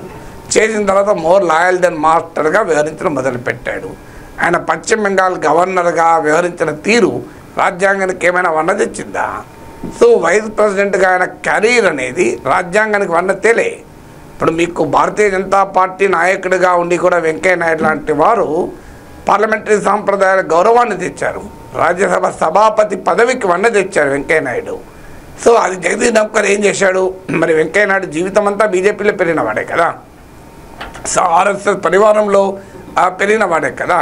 కానీ ఆ హుందాతనాన్ని ప్రదర్శించాడు, ఆ డిగ్నిటీని ప్రదర్శించాడు, ఆ గ్లోరియస్ పార్లమెంటరీ ట్రెడిషన్స్ను ఉన్న పరిమితుల్లో నిలబెట్టే ప్రయత్నం చేశాడు. అన్నీ చేయగలిగాడా అంటే ఆయన కూడా ఈ రాజకీయాల్లో ఈ ప్రజాస్వామ్యంలో ఉండాల్సిన వ్యక్తే కదా. సో ఈ cannot operate beyond a point, but definitely ఉన్న పరిమితుల్లో అండర్లైన్ ఫెయిర్లీ గుడ్ రోల్, ఒక మంచి పాత్ర పోషించాడు. అందుకే ప్రతిపక్షాలు కూడా గౌరవించాయి. మరి జగదీప్ ధంకర్ ఏ రకంగా వివరించాడు? చివరకు తన పద్మవ్యూహంలో తానే బందీ అయ్యాడు. ఏ దశకు వచ్చాడు? తర్వాత తాను ప్రైమ్ మినిస్టర్ కన్నా ఎక్కువ. ఆయన ప్రాబ్లం ఏంటి? ఆయన ఎందుకు సమస్య ఎక్కడ మొదలైంది? ప్రెసిడెంట్ తర్వాత నేను వైస్ ప్రెసిడెంట్, నాకే ప్రోటోకాల్ ఎక్కువ ఉండాలని మొదలుపెట్టాడు. సో ప్రైమ్ మినిస్టర్ కన్నా ప్రోటోకాల్ ఈయనకి ఎక్కువ ఉంటుందా? భారత ప్రధానమంత్రి, ప్రజలు ఎన్నుకున్న ప్రధానమంత్రి. సో అసలు రాష్ట్రపతికి ప్రోటోకాల్ ఎక్కువ ఉండడమే ఎక్కువ అనుకుంటే వైస్ ప్రెసిడెంట్గా నాకు ప్రోటోకాల్ ఎక్కువ ఉండాలి అంటాడు. ప్రోటోకాల్ పంచాయతీ ఈయన ప్రజలు ఎన్నుకున్నారా? సో నరేంద్ర మోడీ దయతో వచ్చిన పదవి అది. నరేంద్ర మోడీ దయతో వచ్చిన పదవి, మోడీ కన్నా నేనే ఎక్కువ అనే స్థాయిలో ఆయన ఈగో ప్రదర్శిస్తే దానికి అనుభవించాడు. ఒక అధికార పార్టీకి ఒక సేవ చేసి సడన్గా ప్రతిపక్షాల వైపు ఉండి అధికార పార్టీకి వ్యతిరేకంగానే కుట్రల పనులు మొదలుపెట్టాడు. అది గమనించి బీజేపీ తొలగించేటువంటి ప్రక్రియ మొదలు పెడతానని హెచ్చరించింది. దాంతో తోకముడుచుకొని రాజీనామా చేసి నాకు ఆరోగ్యం బాగాలేదన్నాడు.